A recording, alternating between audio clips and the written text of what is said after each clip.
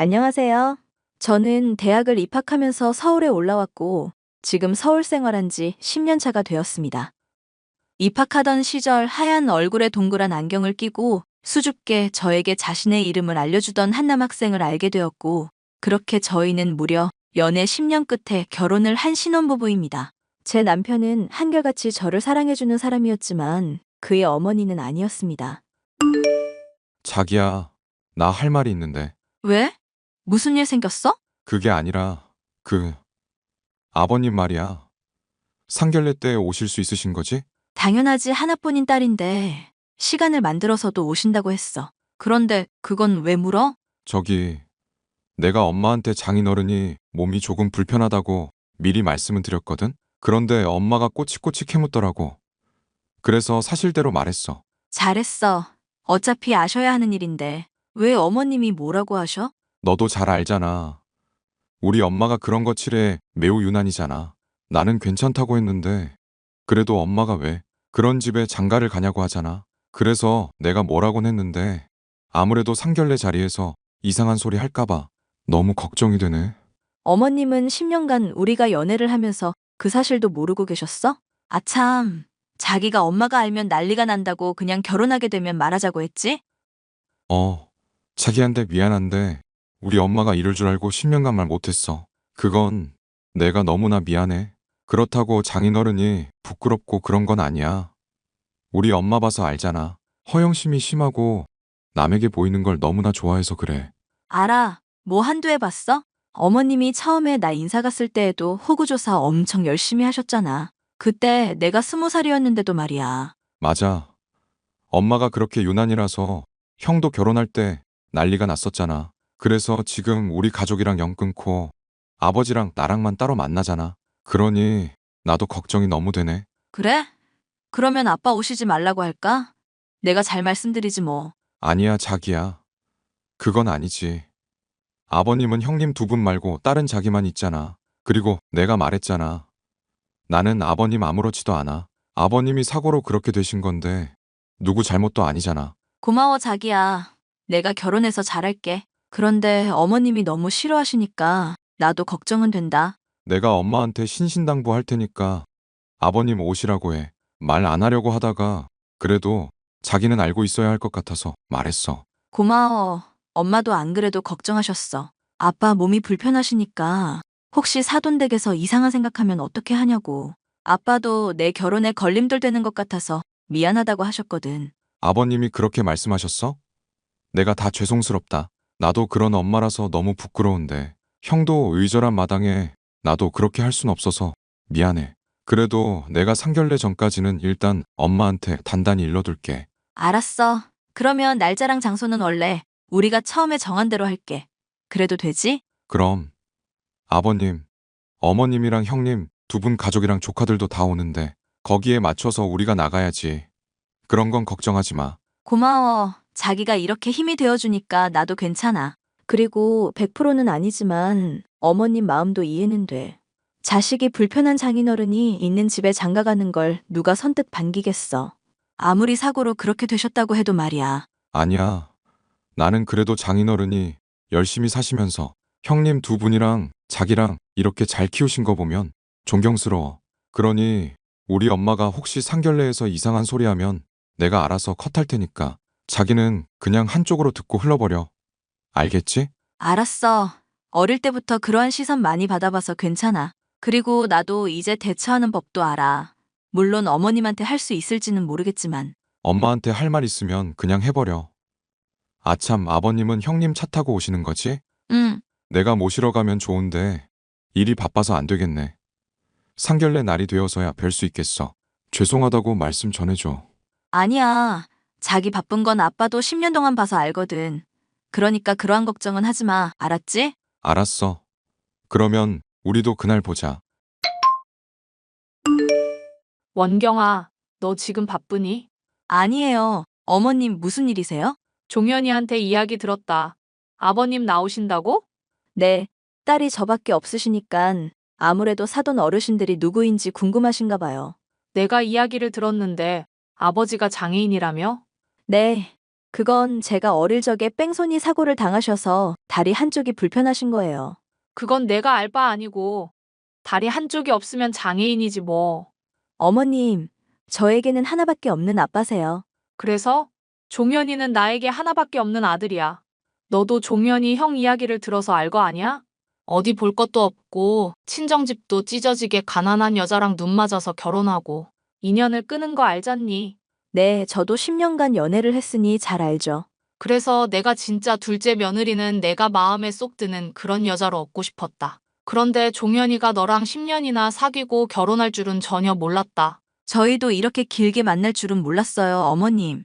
내가 너 20살 때 처음 보고 그냥 풋사랑이겠다 했지만 또 사람 아빌은 모르잖니? 그래서 종현이한테 물어보니 너네 집이 그래도 시골에서 좀 산다고 하더라. 그래서 그냥 냅뒀지. 그런 마음을 가지시고 있는지는 몰랐어요. 나는 너도 사실 마음에 안 들어. 그나마 너도 우리 종현이랑 같은 대학에 대기업에 입사했길래 그 거지 같은 년보다는 낫다고 생각했는데. 그런데 어떻게 이렇게 10년간 속일 수 있는 거니? 저는 종현 씨한테 먼저 말하라고 했어요. 그런데 어머님이 아시면 난리가 난다고 해서 조용히 있었어요. 그래. 그래서 이렇게 결혼하기로 한 다음에 니네 애비가 다리 병신인 거 말했니? 진짜 너도 어이가 없네. 아니에요. 어머님 그런 거 아니에요. 아무튼 결혼시키지 싫지만 이미 지인들 사이에 소문이 다 나서 물을 순 없고. 그러니 너네 그 다리 병신인 애비는 상견례에 오지 말라고 해. 나 그런 모습 역겨워서 보기 싫거든. 그래도 어떻게 자식 상견례에 오지 말라고 하세요. 니네 오빠들 결혼시켰을 때 해봤을 거 아니야. 너 오빠들도 올바른 여자랑 결혼이나 했겠냐마는. 다리 병신 아버지 밑에서 뭘 제대로 배웠겠어? 어디 가난해 찌든 여자 데리고 와서 살겠지. 저희 새 언니들 그렇지 않아요. 어머님 말씀이 너무 심하세요. 내가 틀린 말 했어? 시골집에서 좀 산다고 하길래 멀쩡한 줄 알았는데 이게 뭐야? 완전 사기 결혼이지. 내가 진짜 소문만 안 났어도 다 엎었다. 아무튼 니네 병신애비 데리고 오지 마라. 엄마, 원경이한테 뭐라고 했어? 내가 무슨 말을 했다고 너는 어디 못 배운 애처럼 엄마한테 소리를 질러. 장인어른 오시지 말라고 했어? 야, 너 결혼도 안 했는데 무슨 장인어른이야. 요즘은 식장에 들어가도 모르는 거야. 말도 안 되는 소리 좀 그만해. 나랑 원경이 20살부터 만난 여자친구야. 성인 되고 나서 나는 원경이만 봤고 앞으로 평생도 이 여자만 사랑할 거야. 무슨 사랑이 밥 먹여주니? 진짜 너도 어찌 너네 형이랑 똑같니? 다들 사랑에 왜 이렇게 미쳤어? 남들이 뭐라고 하겠어? 어? 큰 아들은 가난한 집에 ATM 기로 장가 보내고 작은 아들은 병신 장인어른 뒀다고 할 거 아니야? 엄마, 설마 원경이한테 장인어른 그렇게 말했어? 왜? 병신한테 병신이라고 하지. 뭐라고 해야 하니? 아무리 그래도 엄마, 내가 사랑하는 여자의 아버지야. 너무 한 거 아니야? 누가 엄마를 그렇게 부르면 어떻겠어?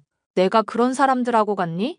나는 어릴 때부터 너네 할아버지 밑에서 귀하게 컸어. 그렇게 무식하게 시골에서 농사나 짓는 병신하고 같은 줄 알아? 엄마 진짜 그러지 마. 나하고도 인연 끊고 싶어서 그런 거야?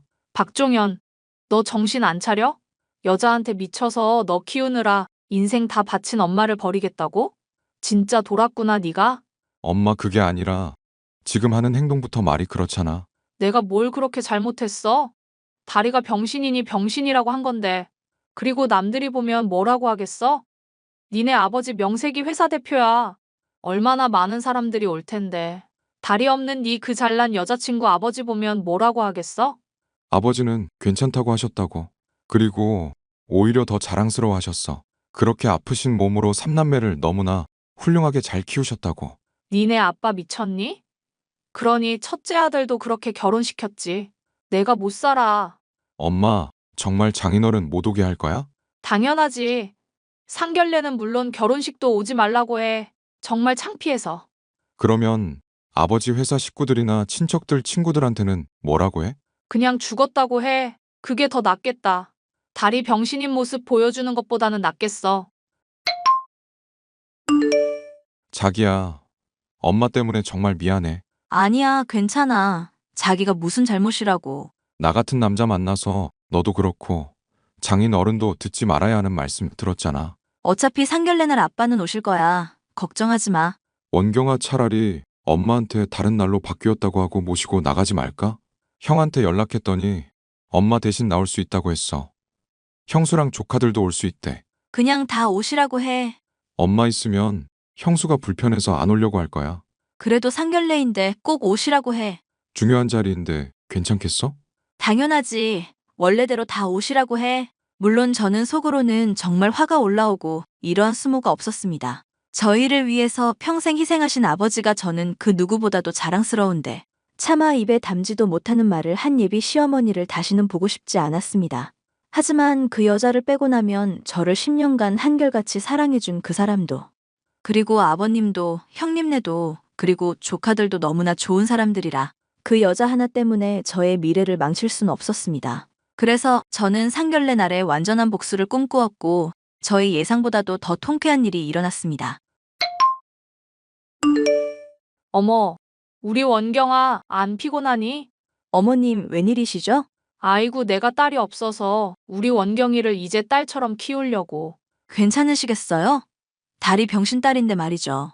어머, 누가 그러한 말을 했다고 그러니? 나는 그저 우리 종현이가 고생할까봐 자식 걱정하는 마음에 격해져서 말한 거야. 엄마 너무 속보이네. 너무 태세 전환이 빠른 게 아니야? 그게 무슨 말이야? 나는 원래 원경이 너무나 이뻐했어. 어머님, 아니 김 여사님, 그만하시죠. 저는 댁 같은 어머님 두기 싫거든요. 원경아, 김 여사님이라니 그게 무슨 말이야? 어머님, 어제 저희 아빠가 타고 온 차부터 입은 옷 그리고 아버님 회사랑 연결된 거 아시고 이런 거 다 알아요. 그러게 말이야. 그런 거였으면 진작에 말하지 그랬니? 아버지 차 말이야. 그거 한국에 몇 대 없는 한정판 차이더구나. 그리고 아버님부터 가족들 모두 진짜 부자들만 입는다는 명품이던데 맞지? 엄마 그건 또 어떻게 알았어? 내가 또 보는 눈이 있잖니. 그리고 너네 아버님이 운영하시는 농장이 그렇게 큰 거인지 몰랐네. 회사까지 같이 운영하시고 대단하시다. 지역 유지라고 하던데 그러면 그 지역에서 가장 부자라는 소리잖니. 대단하시죠. 어머님 말대로 다리 병신인데 말이죠. 아니, 얘는 그런 말 하면 못 쓴다. 누가 그런 말을 하니? 엄마 그만해. 내가 너무 창피해 그만하라고. 종현 씨 괜찮아. 어차피 다시는 안 볼 여자인데. 원경아, 그게 무슨 말이냐? 어머님이 저희 아빠한테 그렇게 말하시고도 저 보시려고 했어요? 왜요? 알고 보니 제가 엄청 부잣집 딸이고 아버님 회사에서 가장 크게 납품하고 있는 곳이 바로 저희 아빠 회사라는 거 알아서 그러신 거잖아요. 아니 뭐, 네가 처음부터 말했으면 되었잖아. 제가 왜요? 제가 이렇게 잘 산다는 거 종현 씨도 얼마 전에 알았어요. 맞아 엄마. 나도 전혀 모르고 있었다고. 사귀는 동안 한 번도 집에 안 데려가길래 그냥 아버님 다리가 불편해서 그런 줄 알았고 이렇게 부잣집 딸인지는 전혀 몰랐어. 그래서 제가 더 종현 씨를 사랑한 거죠. 누구처럼 거칠애로 사람 판단하는 게 아니라 마음으로 봤으니깐요. 내가 미안해. 응? 원경아? 우리 그만 잘 지내보자. 김 여사님, 저는 그럴 생각이 전혀 없거든요. 그러니 당신이 내 결혼식에 오지 않았으면 해. 아버님부터 종현 씨도 다 동의했어. 뭐? 아들 결혼식에 내가 왜 못 가니? 우리 아빠랑 오빠 회사랑 농장의 직원들도 올 거고 아는 것처럼 지역 유지라서 엄청 많은 사람들이 올 거라서 말이야. 당신처럼 인간 말종인 사람이 와서 물 흐리는 거는 싫거든. 너 아무리 그래도 말이 그게 뭐니? 엄마, 나 이제 엄마랑 인연 끊을 거야. 그러니까 우리 이제 평생 보지 말고 살자. 아버지도 엄마랑 이혼 준비하신댔어. 아참, 종현 씨 형님네도 저희가 작은 가게를 서울에 내드리기로 했어요. 저는 누구처럼 돈 없다고 무시하지 않거든요. 내가 잘못했어. 애들아, 나 그냥 버리지 마. 그 이후로 아버님은 어머님과 이혼을 하셨고 저희는 아버지를 모시면서 잘 살고 있습니다. 저희 아버지도 사건의 전말을 아셨지만 사위의 어머니이기에 크게 말씀하시지 않으셨습니다. 다만 인연을 끊은 것에 대해서 화를 내시거나 다그치시지 않으셨습니다. 사람을 겉으로 판단하던 전 시어머니는 여전히 사람들에게 잘 살고 있다고 거짓말하면서 지낸다고 하네요. 언제쯤 철이 들런지 모르겠습니다. 끝까지 사연 함께 해주셔서 감사합니다. 안녕하세요. 저는 9개월 예쁜 딸 아이를 키우고 있는 30대 초반의 여성입니다. 결혼과 동시에 저희 부부는 임신을 기다리고 있었는데 생각보다 쉽지 않아. 마음고생을 하던 중 선물같이 와준 우리 딸이 정말로 감사했습니다. 하지만 저희 부부와 달리 시모와 시부는 딸이라는 이유만으로 갖은 모욕과 비난을 하셨고, 그것도 모자라 지금 생각해도 소름 끼치는 행동을 하실 거라고 저희는 상상도 하지 못했습니다. 얘, 너는 딸 낳았는데 언제 다시 복직하니? 네? 아직 출산한 지 3일밖에 안 됐어요, 어머님. 그리고 육아휴직까지 써서 육아하려고 하는데요. 너는 참 얼굴 낯짝도 두껍다. 네 얼굴은 무슨 놈의 콘크리트 바닥으로 다졌냐? 어떻게 그렇게 낯짝이 두꺼워도 그렇게 두껍냐? 내가 너라면 육아휴직? 어린 반푼어치도 없다. 왜 그러세요? 어머님? 아들을 못 낳았으면 일이라도 해서 돈이라도 벌어야 할 것 아냐? 네? 아니, 그럼 아들도 못 낳는 며느리가 할 줄 아는 거라곤 돈 버는 건데. 네가 할 줄 아는 것을 해야지. 무슨 육아를 해? 네 딸내미 어디 기관에 보내고 너는 산후조리원에서 나오면 당장에 일해라. 어머님, 저는 모유수유도 할 거고 태어난 지 얼마 되지 않은 아기를 어디에 보내요? 금 덩어리를 낳으라니까 요물 덩어리를 낳아서는 내가 그렇게 기도를 드리고 공양을 드리고 갖은 짓을 다 했는데도 결국에는 딸을 낳아서는 네? 기도를 드리고 공양을 드리다니요? 우리 집에 필요한 것은 아들이라고 하지 않니? 그런데 너나 네 딸 기가 너무 강해서 아들이 들어설 틈이 없다더라. 그래서 내가 그 틈을 만들라고 그렇게 돈을 쓰고 개고생을 했는데 결국에는 딸을 낳아서는 내가 분명히 니들 이번에 아들 낳아야 한다고 했지. 그래야 나도 네 시아버지도 맘 편히 여생을 산다고. 어머님, 지난번에도 저희가 말씀드렸는데 거기 그만 다니시라고 했잖아요. 요즘 같은 세상에 아들, 딸 성별을 바꾸고 그런 것이 어떻게 가능해요? 그리고 자식 성별이 어디 부모 마음대로 되나요? 니들은 젊다고 그런 거 안 믿는지 모르지만 내가 살아보니까 그런 것만큼 의지되고 믿을 것이 없더라. 봐라. 나는 우리 큰 딸을 낳았잖니. 우리가 첫째를 딸로 낳고 둘째를 아들로 낳아야 우리 집이 아주 잘 된다고 하더라. 봐라. 얼마나 잘 됐니? 네 신우 좋은 집으로 시집갔고 네 남편 직장 탄탄하고 그게 다 낳아야 하는 대로 낳았기 때문이라더라. 아무리 그래도 그 사람 말만 듣고 막 태어난 어머님 손주를 싫어하시니까. 싫어하는 것이 아니라 아주 무섭다. 무서워. 네 딸내미가 나는 무섭다고. 분명히 아들이라며. 너는 이렇게 들킬 거짓말을 왜 했니? 내가 지금도 생각만 하면 화딱지가 난다. 아들인 줄 알고 내가 밤새 끓여서 가져간 미역국을 생각만 하면 딸 낳은 며느리 뭐가 이쁘다고 내가 그런 개고생을 했는지. 그래서 어머님이 미역국 도로 가져가셨잖아요. 그리고 저희 한 번도 아들이라고 한 적 없어요. 아이가 보여주지 않아서 잘 모르겠다고 했고, 저희는 낳고 성별 알아도 상관없다고 말씀드렸잖아요. 그게 아들이란 소리나 매한가지지. 네 딸내미가 아주 요물이야. 그래서 지가 딸인 거 안 보여준 거라고. 딸이었으면 어디 내가 낳으라고 했겠니? 어머님, 그 소리는 지금 딸이었다면 아이를 지우개라도 하셨다는 말이세요? 당연하지. 니네가 아들을 낳아야 우리 집이 기세등등인데 우한 덩어리를 낳았으니 내가 속이 아니야. 오죽하면 내가 다시 미역국을 가져갔겠냐고. 저도 어머님께 미역국 바라지 않아요. 제발 저희 아기를 두고 그런 식으로만 말씀하지 말아주세요. 봐라. 벌써 너를 이렇게 꼬셔놨잖니? 딸들이란 게 이렇게 앙큼스러워서 안 된다고. 너는 아들을 낳았어야 한다고. 그래야 나나 네 시아버지가 오래오래 산다고. 이제 네 딸내미 때문에 우리가 아프면 어쩔래? 어쩔 거야. 그게 무슨 말씀이세요? 말이 된다고 생각하세요? 말이 왜 안 되냐. 그분 말씀이 그동안 얼마나 잘 맞았는데. 하여튼 간에 육아휴직이고 나발이고 꿈도 꾸지 말고 너는 바로 일해서 돈 벌 생각이나 해라. 어렵게 생긴 아기의 성별은 저희 부부에게는 중요하지 않았습니다. 하지만 시모와 시부는 지인으로부터 소개받았다는 어떤 사람을 만나고 난 뒤로 이상해지기 시작했습니다. 그 실함은 아들 부부가 아들을 먼저 낳아야 자신들이 건강하고 부자가 된다는 말을 했고, 그 뒤로부터 저희 부부에게 무조건 아들을 낳아야 한다고 하셨습니다.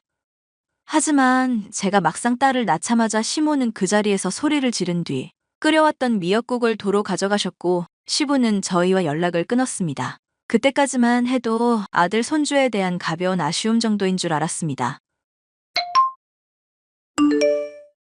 너 이 카톡 사진이 이게 뭐냐? 네? 카톡 사진이 왜요? 어머님? 어디 소문 낼 것이 없어서 딸 낳았다는 소문을 내고 다녀? 너 그렇게 생각이 없냐? 배웠다는 것이 어떻게 이렇게 미련하고 멍청하게 행동을 해? 어머님, 제 카톡 사진고 저는 제 아기가 너무 예뻐서 올려놓은 것 뿐이에요. 아주 광고를 해라. 광고를. 우리 애기 시부 시모 잡아먹는 딸 귀신이에요 하고. 딸 귀신이요? 그래, 딸 귀신. 네 딸내미는 딸 귀신이라고. 우리 잡아먹는. 클 때까지 꼭 숨겨놓고 키워도 요물이 안 될까 말까 한데. 애미라는 것이 난리 부르스를 추는구만. 치렁치렁 레이스에 꽃모자까지. 그런 옷 당장 갖다 버려라. 어머님 설마 그래서 저희 아기 옷 사서 보내신 것이 전부 로봇 공룡 그림이었던 거예요? 그래, 누가 봐도 아들같이 키워도 모자른댄다. 그런데 지금 이게 다 뭐냐? 아주 핀도 꽂겠다. 저희 아기 여자예요. 그리고 예쁘게 머리에 핀도 꽂아줄 거고 예쁜 꽃무늬 옷, 레이스 달린 옷 다 입혀서 저는 사진도 찍을 거예요.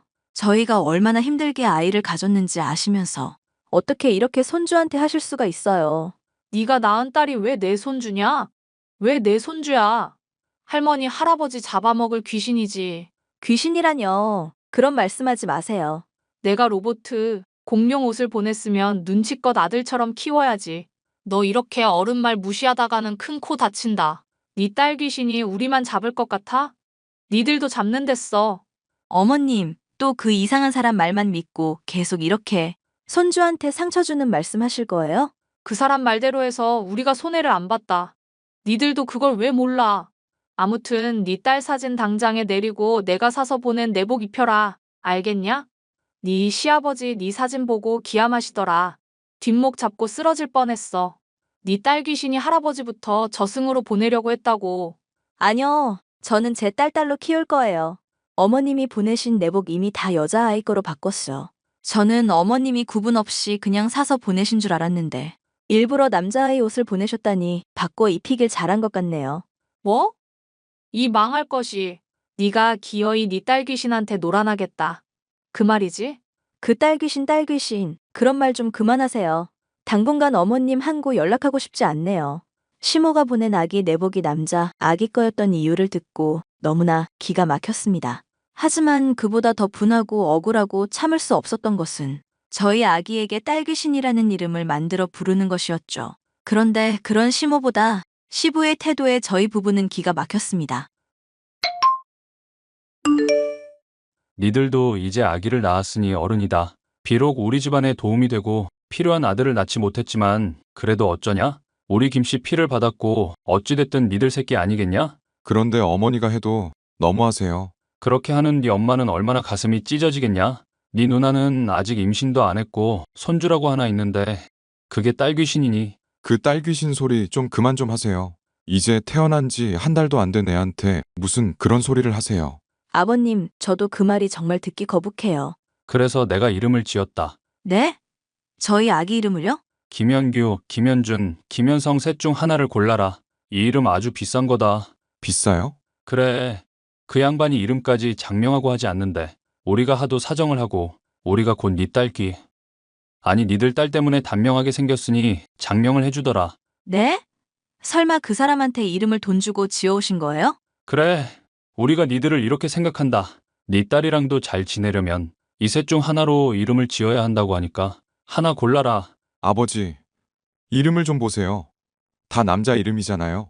요즘 세상에 남자 이름 여자 이름이 어딨냐? 아무리 그래도 다 남자 이름을 받아와서 지으란요. 그래서 안 짓겠단 거냐? 저희 이미 생각해둔 이름 있고 그걸로 내일 출생신고할 거예요. 너 네 애비가 기껏 돈 500이나 들어서 이름을 지었더니만 지금 그게 할 소리야?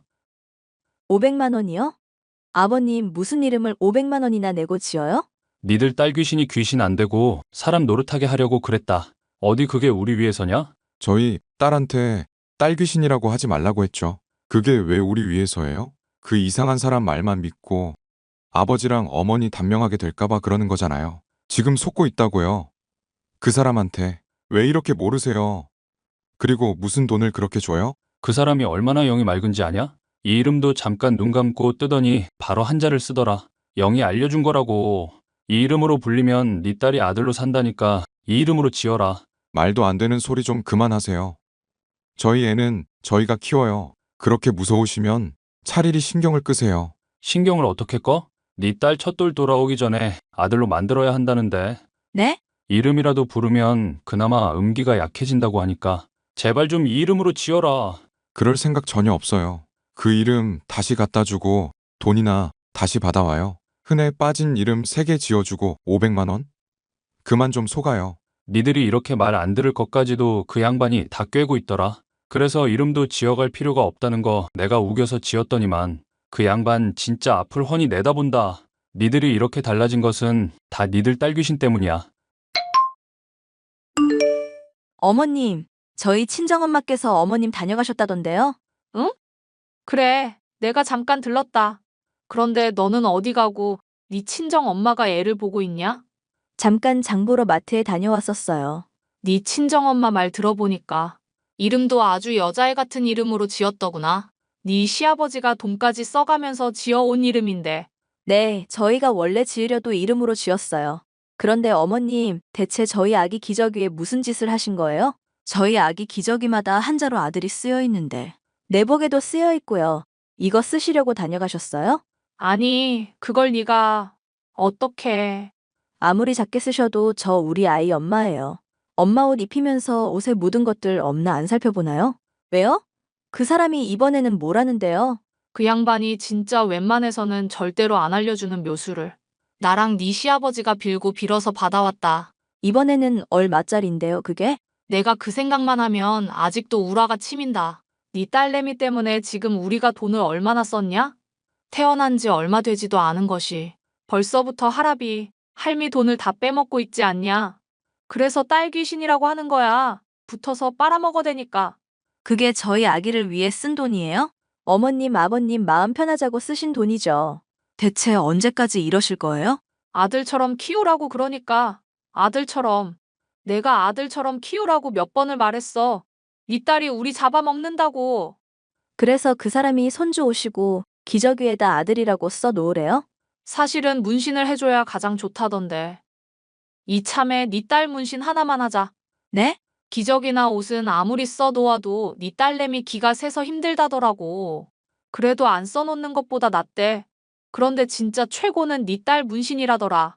지금 저희 딸한테 문신을 시키겠다는 거예요? 그래, 그분 말씀이 아들이라고 몸에 3군데만 각인시키면 된다더라. 원래 그런 거 절대 안 해준다는데. 우리가 부탁하면 들어준다니 문신만 시키자. 그러면 우리도 2다리 뻗고 잘 수 있고. 아직 연락이 안 왔나 보네요? 무슨 연락? 저희가 알아보니 어머님, 아버님이 말씀하시던 그 영 막다는 사람이 전과가 있더라고요. 뭐? 경찰서에 신고했고 그동안 어머님, 아버님한테 뜯어간 돈만 몇 천만 원이던데 그 돈을 다 저희 딸 기 누르고 어머님, 아버님 건강하시려고 쓰셨나 봐요. 아니 이게 다 무슨 소리냐? 그분이 무슨 전과야? 왜 경찰서에 신고를 해? 아직도 모르시겠어요? 어머님이랑 아버님, 그 사람 말에 놀아나서 돈만 쓰셨다고요. 어머님, 아버님 하나밖에 없는 손주를 딸 귀신으로 몰아가면서 돈만 뜯어간 사람이라고요, 그 사람이. 그럴 리가 없다. 그분이 분명히 그랬어. 니들이 우리를 괴롭힐 거라고. 이렇게 니들이 우리를 괴롭히는 거야. 못 믿겠으면 경찰서에 가서 확인하세요. 그 사람 조사 받고 있으니까 경찰서에서는 다 인정하던데요. 그리고 저희가 상의했는데요. 저희가 어머님, 아버님 통장 지켜드린 것만으로 저희 도리는 다 했어요. 뭐라고? 앞으로 저희가 어머님, 아버님께 찾아갈 일은 절대 없을 거예요. 문신시키자는 말씀에 더 이상 저희가 찾아갈 필요가 없다는 것을 확실하게 느꼈어요. 니들이 그분을 몰았지. 그래서 그분이 경찰서에 있는 거지? 아이고, 이제 우리 집은 망했다. 그렇게 영이 맑은 분을 건드리다니. 내가 니들 아주 작사를 낼 거야. 장면값으로 500만 원을 요구했다는 소리를 듣고 남편은 그 사람에 대해 수소문을 했고 경찰에 신고를 했습니다. 이미 전과를 가지고 있었던 사람으로 그동안 시부모님께 상당한 금액을 받았더군요. 그럼에도 그 사람 말이 모두 진실이라고 믿는 시부모님을 보고 저희 부부는 인연을 끊기로 했습니다. 본인들의 잘못될까봐 손주의 성별을 바꾸려 하고 문신까지 하려 들었던 시부모의 모습에서 자식을 위하는 진정한 부모의 사랑은 어떤 모습이 올바른지를 다시 한번 생각해보게 되었습니다.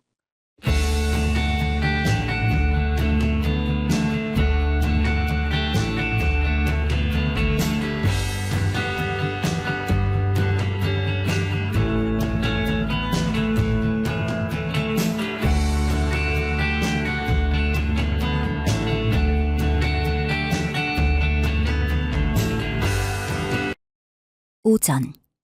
어머님, 저희 오시면 같이 하시지. 벌써 음식을 이렇게 많이 해놓으신 거예요? 회사에서 명절 연휴라고 전날까지 야근을 하고 와서 최대한 일찍 온다고 온 건데 힘드셨을 텐데 죄송해서 어떡해요. 그런 소리 하지 말어. 나는 예전부터 해오던 일이잖니. 아무렴 밖에서 일하는 사람이 더 힘들 텐데 뭐하러 올 때까지 기다리니? 그렇게 꽉 막힌 시어머니 아니라는 거 알면서 그래. 역시 어머님 최고. 다른 집은 무슨 날이든 집안일 완벽하게 끝내놓고 밖에 나가 일하라는 시어머니들이 많다던데 저는 무슨 복인지 몰라요. 회사에서도 어머님 얘기만 하면 다들 부러워 죽으려고 하더라고요. 흐이고 별로 대단한 것도 아니구만. 지금이 우리 때랑 같아. 예전에야 여자들은 집에서 살림이나 잘하면 됐지만 요즘은 성별 상관없이 배우고 사회로 나아가는 시대잖니. 세상이 바뀌면 사람도 바뀌어야지.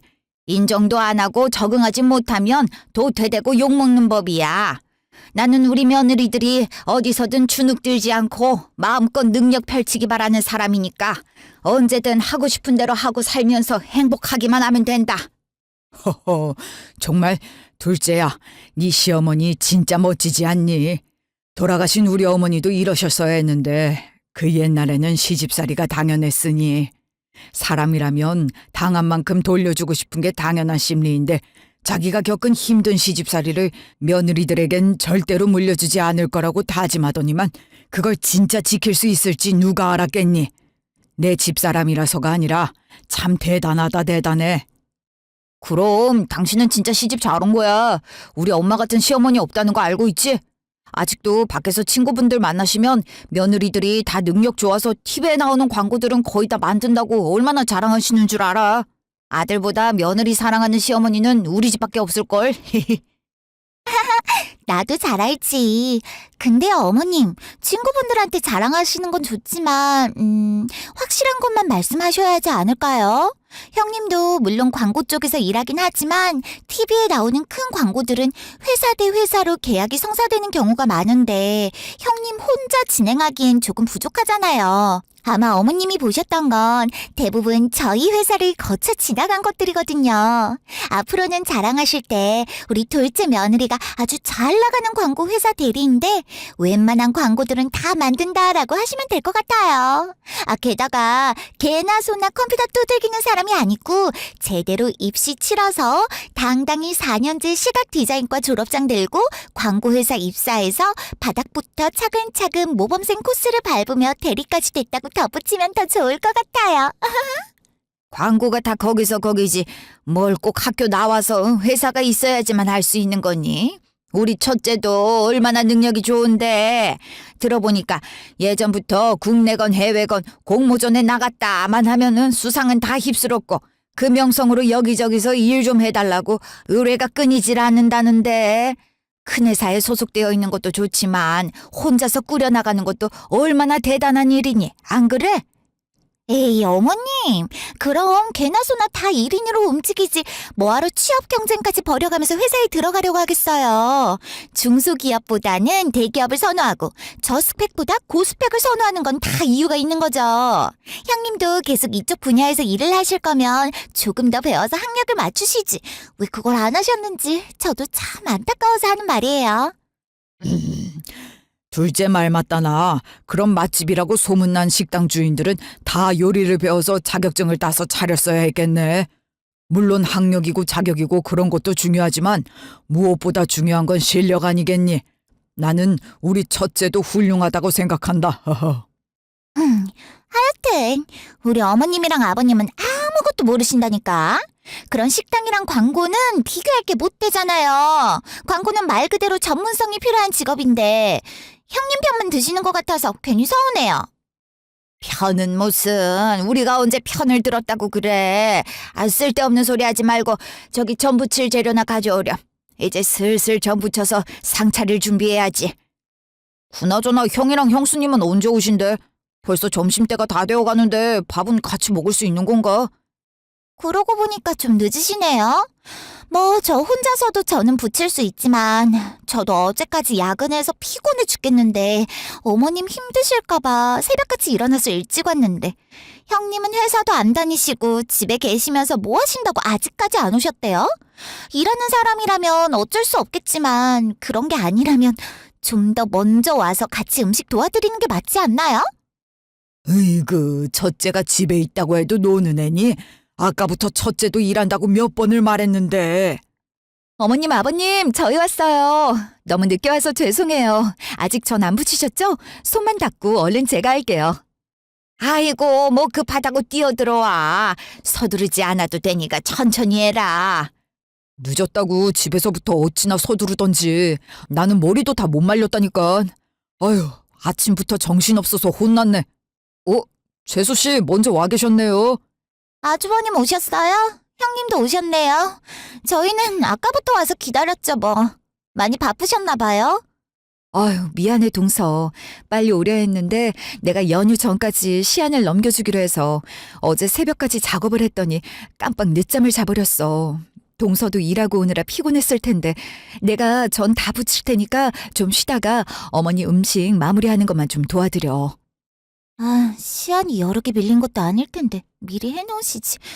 누가 보면 대한민국 광고는 다 도맡아서 하는 줄 알겠네. 동서, 뭐라고 하지 않았어? 아니에요. 형님도 일하고 오셔서 피곤하실 텐데 둘이 하면 더 빨리 끝나잖아요. 같이 해요. 나머지는 어머님이 거의 다 해놓으셔서 도와드릴 것도 없어요. 어머, 어머님께서 혼자 다 해놓으셨다고? 동서, 잠깐만. 어머님께 드리려고 용돈 챙겨왔거든. 음식 하시느라 힘드셨을 텐데 지금 미리 드리면 더 좋아하실 것 같아서 빨리 전해드리고 올게. 어머, 형님이 용돈을 드린다고요? 무슨, 벌이도 힘드실 텐데 용돈까지 챙겨드려요. 그런 건 저희가 해도 되니까 신경 쓰지 마세요. 그렇지 않아도 이번에 보너스 받은 것도 있고 해서 넉넉하게 넣어왔거든요. 주는 사람도 받는 사람도 머쓱하게 이도저도 아닌 애매한 액수일 바에야 그냥 안 드리는 게 낫지 않겠어요? 동서, 그게 무슨 소리야. 나도 어머님 용돈 드릴 정도는 되는데 내가 벌이가 왜 힘들어? 그리고 액수보다 오고 가는 마음이 중요한 건데 말이 좀 그렇네. 오해는 하지 마세요, 형님. 저는 그저 형님이 혼자서 외주받아 버시는 돈보다 회사에서 월급이며 보너스며 두둑이 챙겨받는 제가 용돈을 드리는 게 맞는 것 같아서 한 말이에요. 그리고 제 자랑 같아서 자세히 말 안 했었는데 이번에 전기자동차 새로 나오신 거 아시죠? 그거 저희가 맡았었는데 광고를 보고 출시 전부터 반응이 뜨거웠거든요. 그래서 성과금에 보너스까지 엄청 받아가지고 평소보다 몇 배를 넣었는데 다른 때면 몰라도 하필 이때 저희랑 같이 드리면 비교되실까봐 괜히 걱정해서 말씀드린 거예요. 재수씨가 쓸데없는 걱정을 하셨네요. 워낙에 자기 얘기를 하는 걸 좋아하지 않아 해서 어떤 광고를 만들어 얼마를 벌었는지 말을 안 했던 거지. 이 사람도 남부럽지 않게 벌어요. 얼마 전에 이름만 들어도 알만한 큰 광고회사에서 스카우트 제의까지 받았는걸요. 재수씨도 스카우트 조건 들어보면 깜짝 놀라실 거예요. 이 사람 실력이 뛰어난 건 알고 있었지만 그 정도일 줄 상상도 못했는데 연봉으로 어마어마한 액수를 제안하더라니까요. 하긴 지금까지 만들어낸 광고들의 브랜드 로고들까지 이 사람 손을 거쳐간 게 한둘이 아니니까 그런 대우 받을 자격이 충분하죠. 진짜야, 형? 우와, 형수님 축하드려요. 혼자서 이렇게까지 하기 쉽지 않으셨을 텐데 예전에 학생이셨을 때부터 상이란 상은 다 휩쓰셨다더니 역시 그 실력 여전하시네요. 연봉으로 도대체 얼마를 제안했길래 형이 이렇게 자랑을 하는지 저도 엄청 궁금한데요. 어머머, 그게 정말이니? 정말 잘됐다. 지금 전 부칠 때가 아니라 축하를 해줘야지. 당신 빨리 나가서 케이크라도 사와요. 나는 물론 우리 수정이라면 혼자서라도 일할 능력이 충분하다고 생각했지만 백지장도 맞들면 낫다고 거들어줄 손이 있길 바랬거든. 그러면 숨 돌릴 시간도 생길 거고 훨씬 수월해질 거 아니야. 꼭 그렇지만도 않아요, 어머님. 1인으로 움직이긴 했어도 경력이 길다는 걸 인정해 주셔서 팀장직으로 제안해 주셨거든요. 정식적인 절차를 밟고 올라간 게 아니다 보니 미운털 박히지 않으려면 남들보다 더 일해야죠. 그리고 밑에 사람을 두게 되면 그만큼 책임질 일도 늘어나고 챙길 것도 많아지는 게 당연하니까 편해질 거란 욕심은 부리지 않으려고요. 그냥 저를 스카우트해주신 믿음에 보답하겠다는 생각만 하면서 광고판에 처음 입성할 때로 돌아간 것처럼 열심히 해보려고요. 들어가서 어떻게 일할지 벌써부터 눈에 보인다 보여. 일에 있어서 누구보다 열정적인 사람인데 그 누가 믿게 생각할 수 있겠어? 아마 다들 당신 데려오길 잘했다고 생각할걸? 당신이라면 충분히 잘할 수 있을 거야. 그렇게 말해줘서 고마워, 여보. 어머님, 아버님, 그리고 도련님도 축하해주셔서 감사해요. 사실 새 직장도 중요하지만 계약해놓은 제작건들도 남아있는 상황인데 그분들은 회사 네임이 아닌 저를 보고 찾아와 주신 거라 더 중요하게 생각해서 양해를 구했더니 흔쾌히 기다려주시겠다 하셔서 일이 다 마무리되면 들어가기로 했어요. 정말 감사한 일이죠. 아직도 고조를 써주는 회사가 있었나 보네요. 어떤 회사인지 참, 어떤 수준일지 안 봐도 알겠네요. 어마무시한 연봉은 무슨. 형님, 제가 정말 걱정돼서 드리는 말씀이니까 꼭 새겨 들으세요. 솔직히 수준 떨어지는 회사에서 그 연봉을 유지할 수나 있겠어요? 원하는 걸 얻으려면 처음에야 뭔들 못해주겠어요? 사람 기대치 한껏 올려놨다가 실망을 어떻게 감당하려는 건지 참. 둘째야, 말을 좀 가려서 해야 하지 않겠니? 생각은 자유하지만 입 밖으로 뱉을 때는 조심해야지. 아무 말이나 내뱉어서 되겠어? 축하는 못해줄 망정 고졸이라고 비아냥거리면 무시하다니. 둘째, 네가 그렇게 심보가 고약한 애일 줄은 몰랐는데 실망이구나. 아버님이 이쪽 일에 대해서 잘 모르셔서 그러시는 거지. 저는 틀린 말 한 게 없어요. 솔직히 여기서 학력이 얼마나 중요한데요. 실력은 일하다 보면 거기서 거기고 같은 의견을 내도 전문성이 있는 사람한테 힘이 실리는 게 당연하다고요. 괜히 면접 볼 때 학력, 스펙, 자격증 유무 같은 거 물어보겠어요? 유학파도 넘쳐나는 판국에 적어도 대학교는 졸업해야 전문가라고 할 수 있는 거잖아요.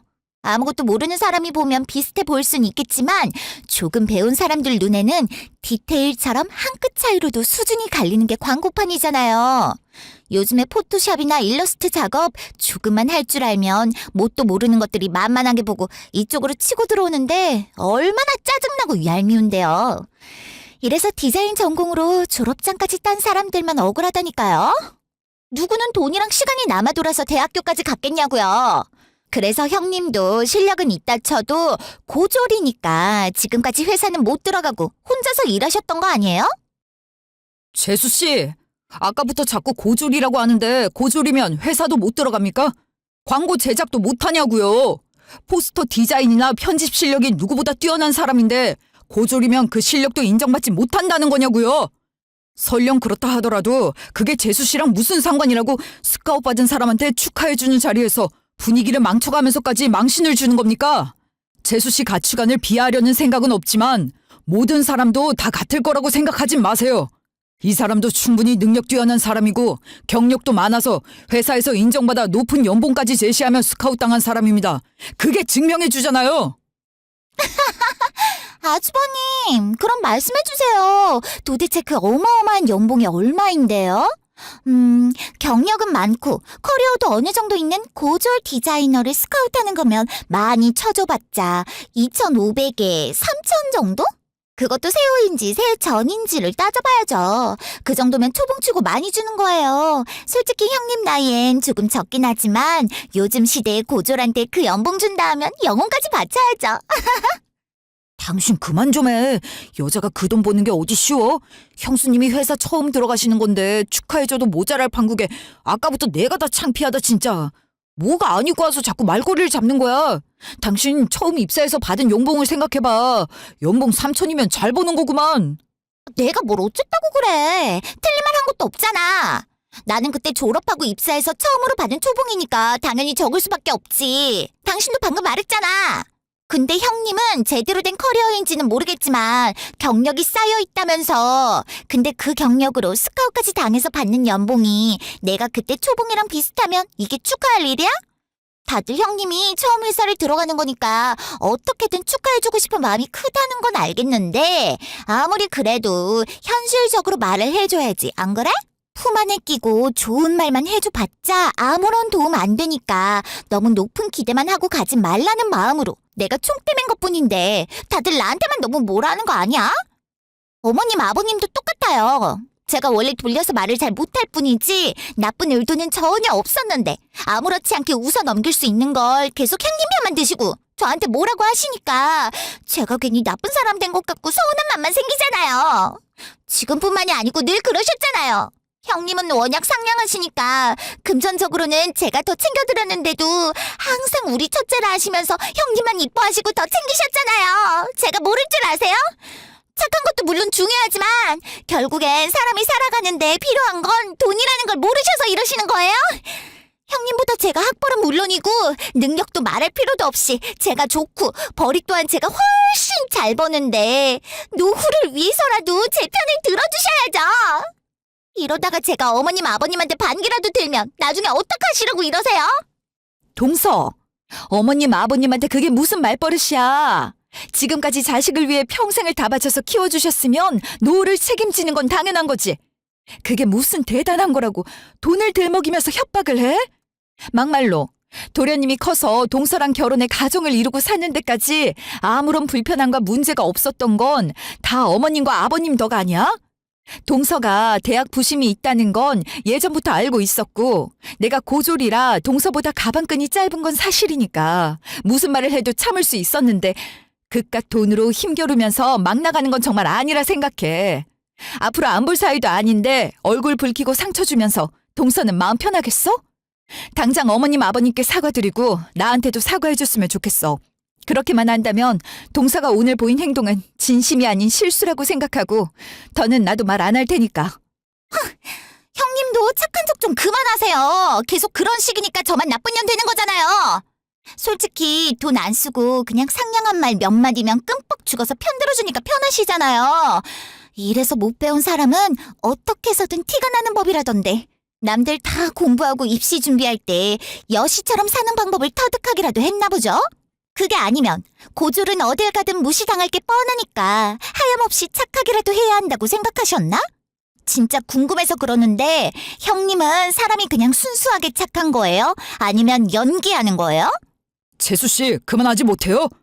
지금 당장이라도 다 엎어버릴 것 같은데 꾹 참고 가만히 있는 건 다른 이유가 있어서가 아니라 제 동생 와이프이기 때문이었어요.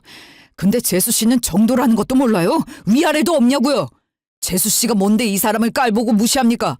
여기 있는 저와 제 부모님까지도 본인보다 밑이라고 생각하는 게 아니라면 이럴 수는 없는 거죠. 더 이상은 재수씨고 나발이고 한 번만 더 선 넘으면 다 뒤집어 엎어버릴 테니 알아서 하세요. 당신까지 왜 흥분을 하고 그래? 상대방이 말도 안 되는 억지를 부리면서 시비를 걸어도 흥분으로 대응해버리면 그게 지는 거야.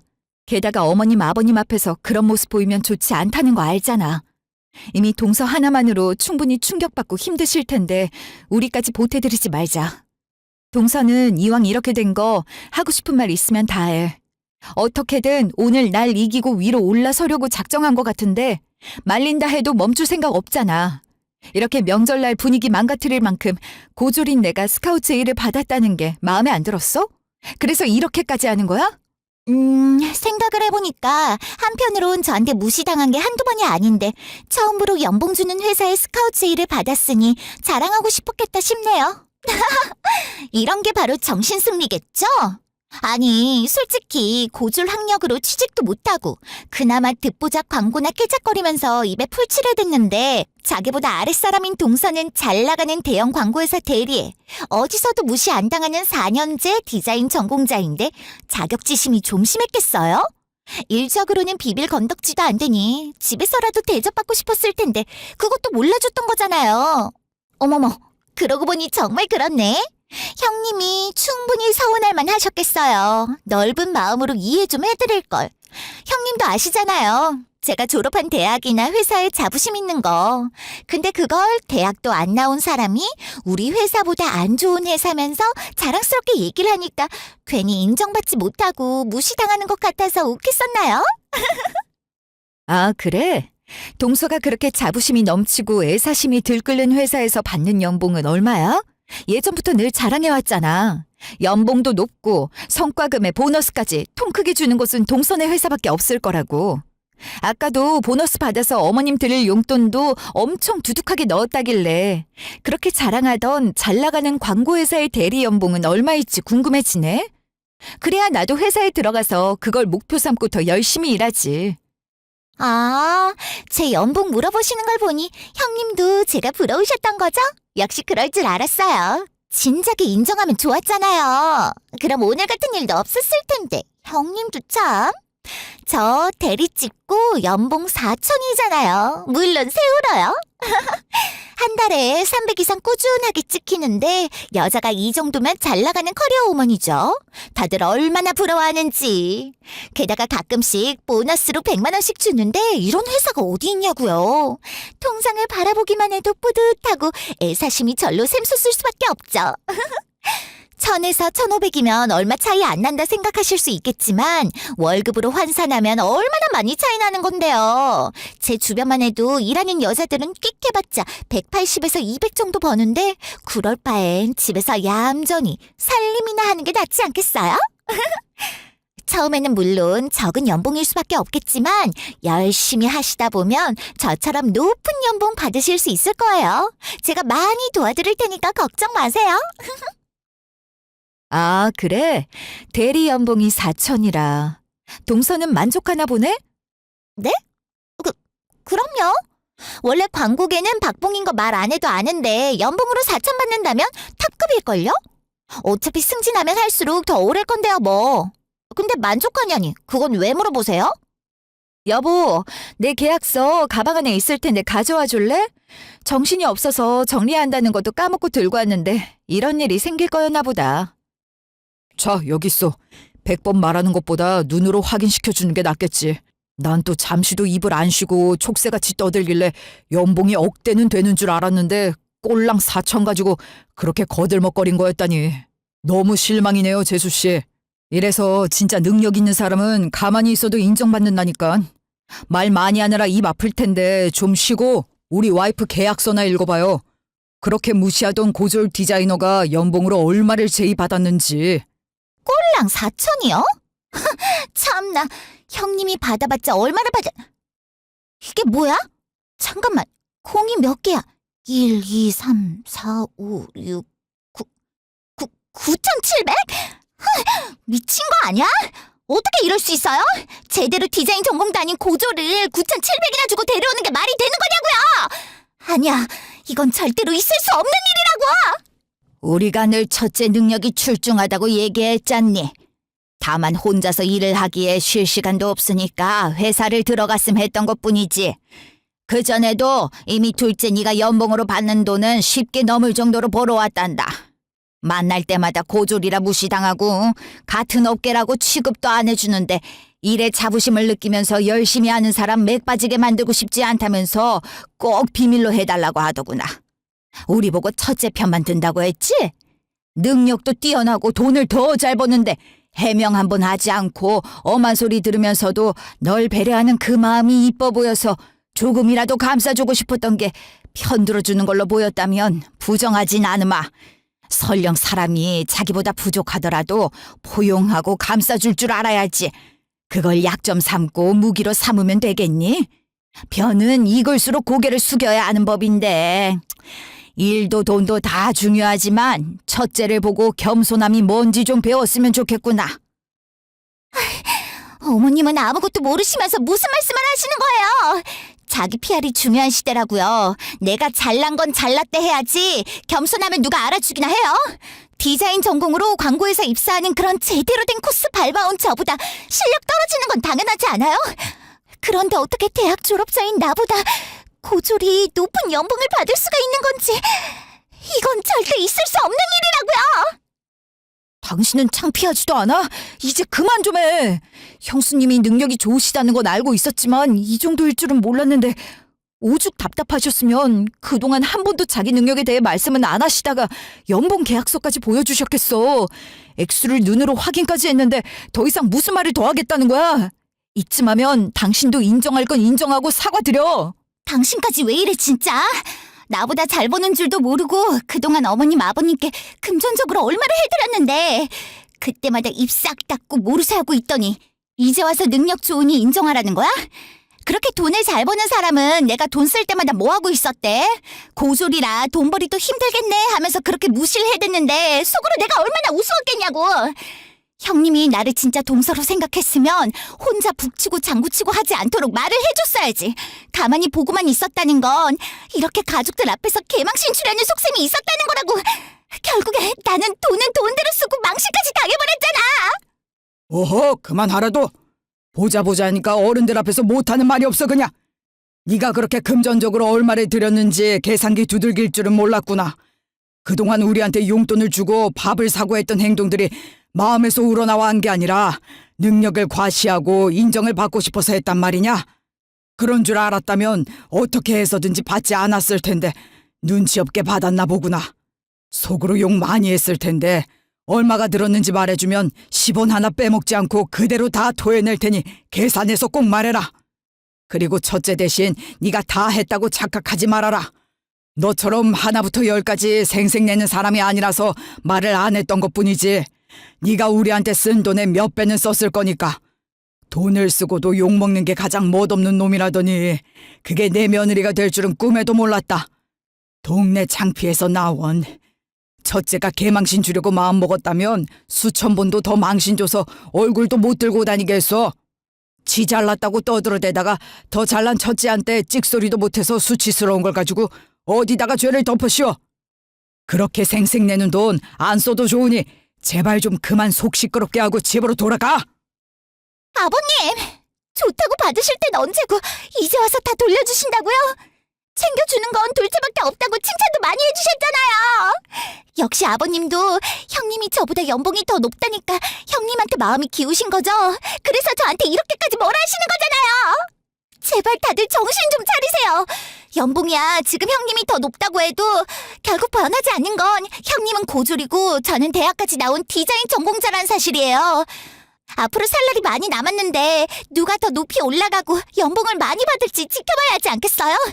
지금 당장의 액수만 보고 이러시면 안 된다고요. 내 연봉 계약서 보여주면 조용해질 줄 알았는데 역시 사람 쉽게 안 변하는구나. 마지막 기회까지 날려버린 걸 축하해줘야 하나? 내가 무슨 말을 해봤자 듣지 않을 건 알고 있었는데 어머님 아버님이랑 도련님까지 그만하라 해도 무시할 줄은 몰랐는데 대단하네. 그러니까 동서가 대학까지 나왔어도 아직 대리밖에 안 되는 거야. 뭐라고? 대학도 안 나온 년이 대리를 무시해? 너 지금 말 다 했어?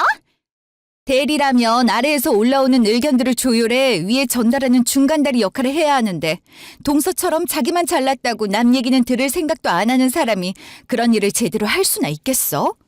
아까 박봉인 광고계에서 대리 연봉 4천이면 탑급이라고 했잖아. 내가 이쪽에서 더 오래 발을 담고 있던 선배로서 말해주자면 우물 속에서 이제 그만 빠져나와. 조금만 주변을 둘러봐도 동서보다 높은 연봉으로 일하는 디자이너들이 많다는 거 알게 될 거야. 실력 좋은 신입 디자이너들도 초봉으로 4천은 기본으로 스카우트해가는 회사들이 많다던데 동서는 모르고 있었나 봐? 동서 경력에 대학교까지 나오고 대리 직급이면 더 받아야 정상 아닌가? 동서가 호구던가 실력이 딱 그뿐이니까 연봉 4천 던져줬을 텐데 그거에 만족하고 온갖 자랑을 하다니 생각보다 너무 소박한 사람이었구나 동서. 신입이 무슨 나랑 같은 돈을 받아? 너 지금 팩트로 못 이길 것 같으니까 없는 말 지어내는 거잖아. 내가 모를 줄 알고? 이래서 가방끈이 중요한 건데. 고졸인 사람한테 팀장 자리랑 고액의 연봉까지 제시해가면서 스카우트해간 미친 회사나 직원 수 늘려서 회사 키우려고 그런 짓을 하겠지. 잘 나가는 우리 회사에서는 절대 상상도 할 수 없는 일이라고. 광고업계에서 우리 회사 이름 한 줄이면 잴 것도 없이 한 방에 오케이인데 돈을 적게 줘도 디자인 전공자들이 괜히 꿈의 직장이라고 하겠어?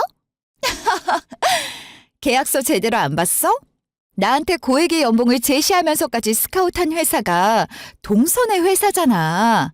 디자인 전공자들의 꿈의 직장이자 광고업계를 쥐락펴락하는 그 잘나가는 동선의 회사에서 미친 짓을 제대로 했는데 이걸 어쩐담? 말도 안 돼. 우리 회사가 어떻게 고졸 따위를. 어때? 고졸이라고 그렇게 무시하던 내가 더 높은 연봉을 받으면서 스카웃 받아 동선의 회사로 가게 된 기분이? 좋은 대학 졸업장 있으면 뭐해? 디자인 전공자보다 훨씬 좋은 대우받으면서 사는데. 내가 아무리 가방끈이 짧다 하더라도 사람을 무시하면 안 된다는 건 아는데 동서는 대학까지 졸업했어도 그런 기본적인 건 못 배웠나 봐? 등록금이 너무 아깝다. 그동안 어머님 아버님께 썼던 돈 다 모아도 푼돈이겠지만 높은 연봉도 약속받았겠다. 내가 불쌍한 사람 도와준다 생각하고 돌려줄 테니까 날린 등록금 대신이라 생각하고 너무 억울해하지 마. 어린 학생들도 성적을 제외하고 교우 관계나 인성으로도 평가되는데 사회생활하는 성인이 회사에서 실력으로만 평가될 리가 있겠어? 회사에서 어떤 평판일지 안 봐도 알겠다. 아무리 부족한 사람이라도 우리 가족이니까 포용하려 했는데 이젠 그럴 필요가 없을 것 같네. 우린 할 만큼 한 것 같거든? 정산은 정확하게 이자까지 쳐서 돌려줄 거니까 더는 우리 가족한테 돈 쓸 필요 없어. 내가 능력 좋고 잘 버는데 코 묻은 돈 따위 없어도 그만이거든. 다시 한번 축하해. 원하는 만큼 잘난 척하고 무시해도 다 받아주고 이해해주던 가족들한테까지 외면당하게 된 거. 그러게 진짜 잘난 것도 없으면서 내가 잠자코 있어줄 때 적당히 좀 까불지 그랬어. 어차피 워낙 자기 잘난 맛으로 사는 사람인데 걱정은 안 해도 되겠지? 그럼 이제 가족끼리 명절 즐겁게 보내게 자리 좀 비켜줄래? 지금도 누구 덕에 충분히 아까운 시간 많이 날렸거든. 그래, 여기 계속 있어봤자 도움 안 될 것 같으니까 당신 먼저 집에 돌아가서 생각하는 시간 좀 가져. 그게 날 도와주는 거야. 빨리 가. 아까부터 신경이 날카로웠어서 그런지 그 피로감이 몰려와서 배웅은 못 해드리겠네요. 그럼 재수 씨 조심히 가시고 부디 뭘 잘못하셨는지 반성을 하셨으면 좋겠네요. 계속 가족으로 얼굴 보면서 지낼 거라면 말이죠. 아이고, 그럼 아까 사러 가려 했던 케이크 지금 사와야겠다. 우리 첫째 축하 파티 제대로 다시 해줘야지. 그래. 저는 나중에 붙여도 되니까 신경 쓰지 말고 당신은 얼른 가서 케이크랑 첫째 좋아하는 떡볶이도 좀 사와요. 이런 날은 명절 음식보다 좋아하는 음식을 먹어야지. 예, 너 뭐하니? 아직도 안 가고?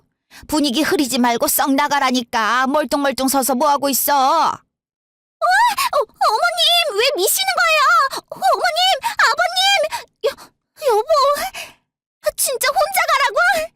이렇게 쫓아내시면 어떡해요? 형님! 몇 달 뒤. 이상으로 프레젠테이션을 마치겠습니다. 좋네요. 이번에 새로 립 제품을 출시하면서 비건이라는 걸 강조해달라고 여러 번 부탁해왔었는데 한쪽으로 치우치지 않은 적당한 선에서 잘 표현된 것 같네요. 여기서 색감만. 잠시만요. 잠깐이면 된다니까요. 막 주지 마세요. 얘기 잠깐만 하고 나간다고요. 저 아트팀 대리 김현정이에요. 제 얘기 좀 들어주세요. 광고는 아이디어 싸움인데 회의 내용 노출되기라도 하면 어쩌려고 이래요? 아트팀 대리면 보안이 중요하다는 건 설명 안 해도 잘 알 텐데 무슨 중요한 할 말이길래 이렇게까지 소동을 피워요? 안녕하세요, 팀장님. 저는 아트팀의 김현정 대리라고 합니다. 이번에 새로 들어가는 화장품 광고에 PPT를 제출했었는데 아무리 생각해도 대리인 제가 아니라 이주임의 PPT가 통과된 게 이해되지 않아서요. 경력으로 보나 학력으로 보나 고졸인 이주임보다 제 아이디어가 훨씬 좋았던 것 같은데 떨어뜨리신 걸로도 모자라 대리라는 중요한 직책인 사람을 빼놓고 진행을... 형님이 왜 여기 계세요? 설마 이번에 대형 화장품 광고를 맡으러 새로 오셨다는 팀장님이 형님이셨어요? 어떻게 이런 일이... 말했었잖아요. 고액의 연봉을 주면서 스카우트해간 회사가 동선의 회사라고.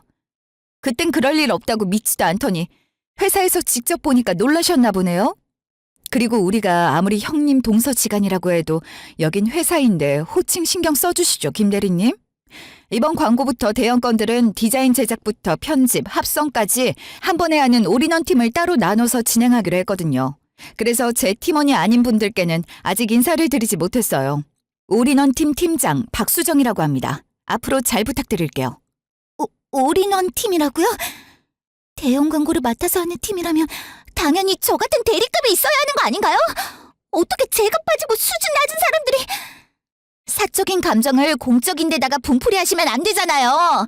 제가 그동안 고졸이라고 무시했던 걸 이때다 싶어 팀장인 권력으로 복수하시려는 거 아니에요? 그게 아니고서야 어떻게 저보다 낮은 직급에다가 대학 졸업도 안 한 고졸인 이주임에 직급도 없는 사원들만 데리고 올인원팀을 꾸릴 수가 있어요. 누가 봐도 공평하지 못하고 저 하나 골탕 먹이라는 수작이잖아요. 제 말이 틀려요? 아, 김 대리는 대학교 졸업한 디자인 전공자라는 타이틀 말고는 내세울 게 없나 봐? 뭐라고요? 지금 말 다 하셨어요? 그리고 갑자기 왜 반말하세요? 아무리 팀장이라도 제가 이 회사를 더 오래 다닌 사람인데 함부로 말을 놓으시면 안 되죠.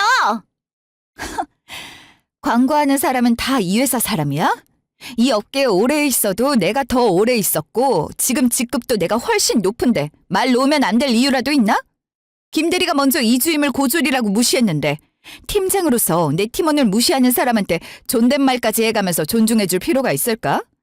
그리고 혹시나 싶어서 말하는 건데 공과 사 구분 못하고 팀을 꾸렸다고 생각은 하지 말아줬으면 좋겠어.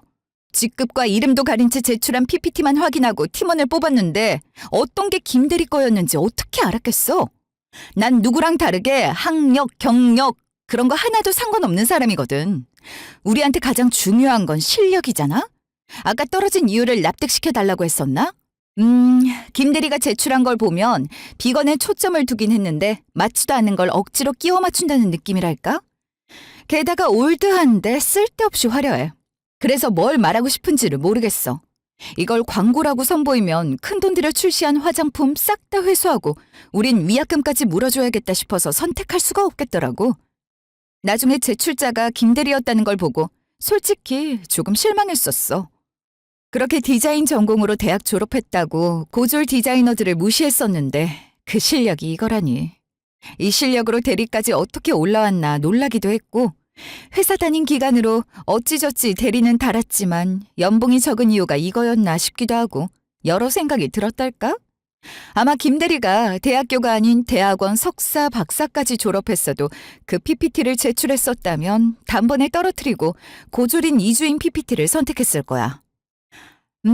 노력은 했겠지만 일개 대리 따위가 안 좋은 평가를 받았다고 해서 뭘 할 수 있겠어?